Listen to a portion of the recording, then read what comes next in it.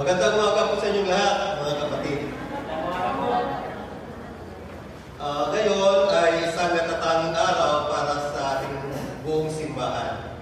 Sapagkat ngayon, ipinagdiriwang ang Laity Sunday, ang araw ng mga laiko. Isang paalala na ang simbahan ay hindi lamang umiikot sa mga pastor, sa mga leader, o sa mga nagtuturo, kundi sa bawat isa sa atin. Sino ba ang laity? Sino ba ang mga laiko? Tayong lahat ito. Tayong lahat na hindi ordained na pastor, pero bahagi ng simbahan, mga guro, mga nanay, tatay, estudyante, mga manggagawa, mga tricycle driver, mga nurse, office workers, magsasaka, magingista, at iba pa. Tayo, bilang mga mananampalataya, ay bahagi ng katawan ni Kristo. Bilang bahagi ng katawan ni Kristo, tayo ay may tawag. At tayong lahat ay may misyon. Kaya ngayong umaga, pag nilayan natin ang isang kwento mula sa Lucas chapter 17, verse 11 to 19, na nagkukwento. Ito ay isang simpleng kwento, pero ito ay punong-puno ng aral. Ito ay kwento ng 10 pitungin na humiling ng kagalingan ni Kristo. At kung paano isa lang sa kanila ang bumalik upang magpasalamat pagkatapos nila bumalik. Una, tignan natin ang sitwasyon noon ng mga kitongin nito. Pagnilayan natin ang kanilang katayuan. Dahil sa kanilang kalagayan, dahil sa kanilang mga sakit, na keto, sila ay tinuturing na malayo sa Diyos. Pero ganun pa man, lumalapit sila sa Diyos sa panalangin. Sinasabi nga, habang si Jesus ay patungo sa Jerusalem, siya ay nagdaan sa hangganan ng Samaria at Galilea. Sa pagpasok niya sa isang layon, sinalubong siya ng 10 lalaking may keto. Tumigil sila sa malayo at sumigaw, "Jesus, Guro, maawa kayo sa amin." Unang-una natin makikita dito ang kalagayan ng mga kitongin. Sila ay may malalang sakit. Ito nga, leprosy. Isang uri ng karamdaman na noong unang panahon ay walang lunas. Isang uri ng karamdaman na hindi lamang nakakapanira ng balat, kundi ng buong buhay na meron nito. Noong panahon yun, kapag ikaw ay may kito, itataboy ka ng lipunan. Hindi ka pwedeng makisalamuha kahit sa pamilya mo o sa komunidad. Hindi mo pwedeng hawakan ang kapwa mo at ikaw ay hindi pwedeng lumapit dito. Kung ikaw ay makikita mga panang yun, ay dapat mayroon kang distansya na 6 feet sa iyong kapwa-tao. Ang mga kitungin din, noong panahon yun, ay hindi pwedeng sumapa sa templo. Sa madaling salita, para silang mga buhay na patay. Wala silang bahay, wala silang simbahan, at sila ay angkas ng lipunan. Sa tingin ba natin, naranasan ba natin ang feeling na maging outcast ng lipunan? Yung parang hindi po tayo kabilang. Yung may sakit ka, hindi lang sa katawan, kundi sa damdamin. Yung feeling mo na pinabayaan ka na ng lahat. Ganito ang kalagayan ng mga Kitolik. Pero kahit sila ay hiwalay sa lipunan, hindi sila ihiwalay sa pag-asa. Ang kanilang pag-asa ay nasa Diyos pa rin.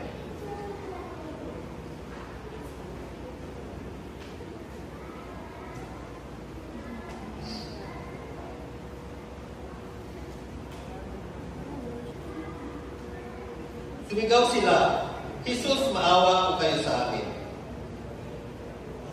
Sa ginawa nila, hindi man sila nakalapit kay Jesus na iparating nila kung ano ang kanilingan. Tulad ng isang panalangin sa ating Diyos, na iparating nila kung ano ang kanilang kahilingan.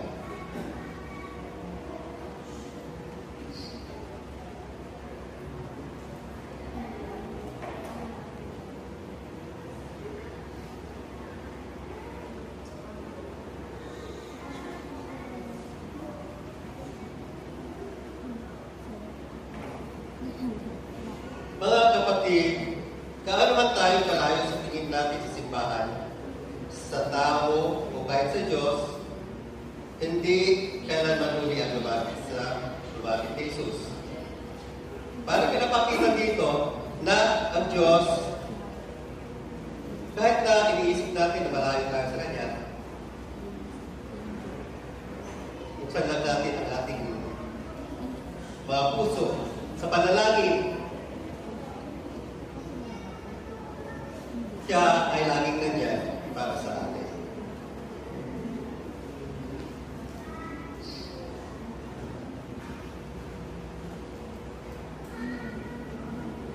Ang puso ni Jesus ay laging bukas para sa mga umiiyak, humihingi ng awa at nagtitiwala.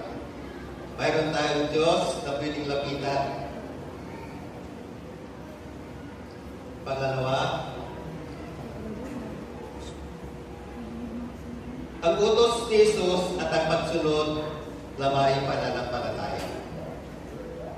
Sinasabi, pagkakita sa kanila, sinabi ni Jesus, umayo kayo at magpakita sa mga pari. At habang sila'y papunta, sila'y dumating. Pansinin natin na walang himalang agad na nangyari. Hindi sinabi ni Jesus na pagaling na kayo. Wala rin direktang himala na naganap sa harapan nila. Ang sinabi lang niya, kumayo kayo at magpakita sa mga pari. Isipin natin, bakit mga pari? Dahil, nung mga panahon yun, ang mga pari ay may kapangyarihan magsabing malinis ka na. Parang mga doktor sila sa panahon natin ngayon na nag-a-assess kung pwede ka namin makihalubilo sa lipunan. Pero isipin din natin, paano sila pupunta sa pari kung hindi pa sila gumagaling? Di po ba? Bawal nga sa kanila lumapit o pumunta kung saan yung mga malilinis. Dahil sila nga po ay marurumi. Dahil tumisigaw, pag andyan sila, tumisigaw sila, marumi. Yun ang sinisigaw. Dahil tinuturing nga sila, marumi.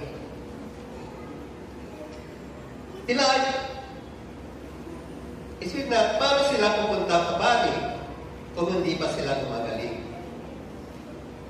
Dito natin makikita ang pagsubok ng pananampalataya. Kailangan muna nilang sumunod kahit hindi pa nila nakikita ang resulta. At ang nangyari, habang sila'y papunta, ibig sabihin, habang sila'y sumusunod sa utos ni Jesus, doon sila gumagaling. Di po ba, parang ito yung kanta na trust and obey. You must magtiwala ka muna at sundin kung ano inuutos ni Jesus at maya-maya ang kagalingan.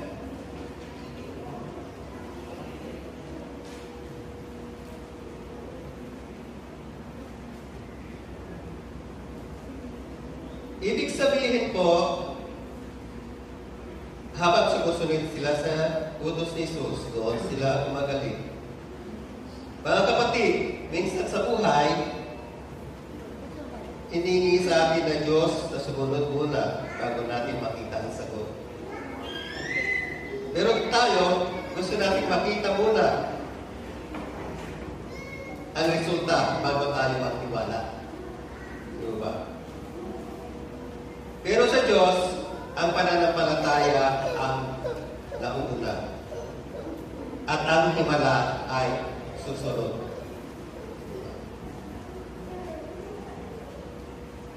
Tanong ko po sa inyo ngayon, may pinapapagawa pa ang Diyos sa inyo ngayon na hindi mo pa nakita ang mundo? Kaya mo ba pagtiwala kahit hindi pa malinaw ang lahat? Pagtiwala at sumunod. Ito ang isa sa mga aral ng ating leksyon sa araw na ito.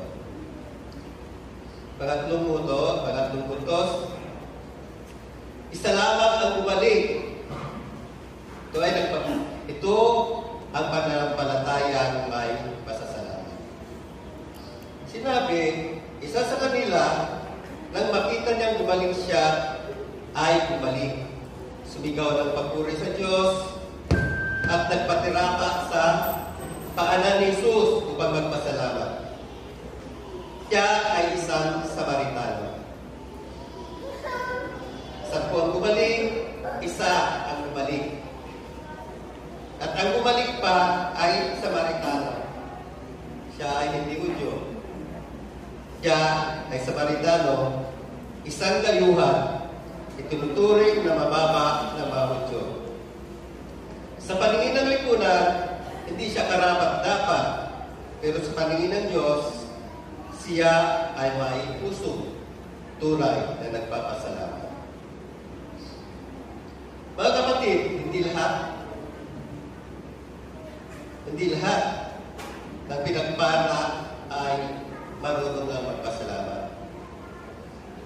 At hindi rin lahat ng gumagaling ay nagbabaligtad. At nagpupuri sa Diyos.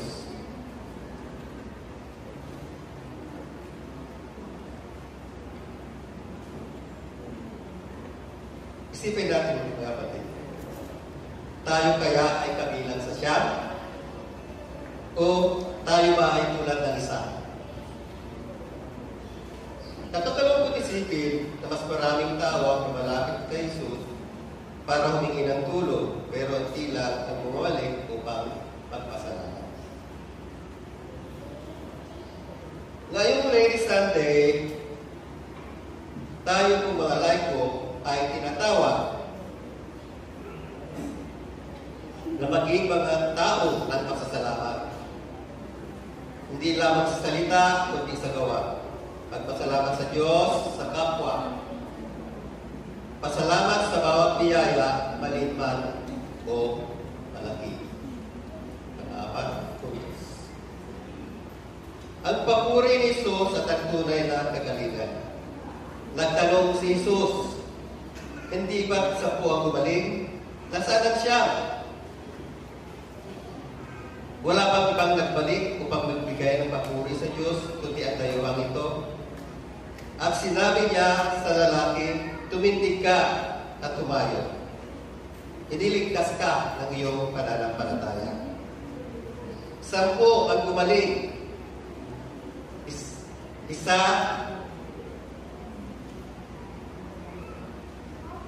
pero isa lang ang gumaling ang kaluluwa.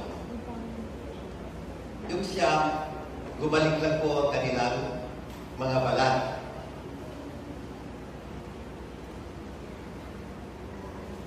Ang isa ay tumanggap ng kaligtasan. Narinig niyo ang sinabi ni Jesus, iniligtas ka ng iyong pananampalataya. Hindi lang katawan ang gumaling, kundi ang buong pagkatao. Bakit? Dahil gumaling siya at nagpahayag ng pasasalamat. Mga kapatid, ngayong Lady Sunday, tayo ay inanyayahan upang balikan ang ating pananampalataya. Tayo ba ay may pusong laging lumalapit sa Diyos sa panalangin? Tayo ba ay sumusunod kahit hindi pa natin nakikita ang sagot? Tayo ba ay marunong magpasalamat, hindi lamang sa salita, kundi sa ating pamumuhay? Ang tunay na pananampalataya ay hindi lamang humihiling, kundi nagpapasalamat din. Hindi lamang lumalapit sa oras ng pangangailangan, kundi bumabalik upang magpuri. Hindi lang ito nakatuon sa sarili, kundi handang magsilbi sa iba. Bilang mga laiko, hindi naman natin kailangan maging pastor para maglingkod. Ang pagiging Kristiyano ay hindi nasusukat sa posisyon, kundi sa pagiging tapat, masunurin, at mapagpasalamat.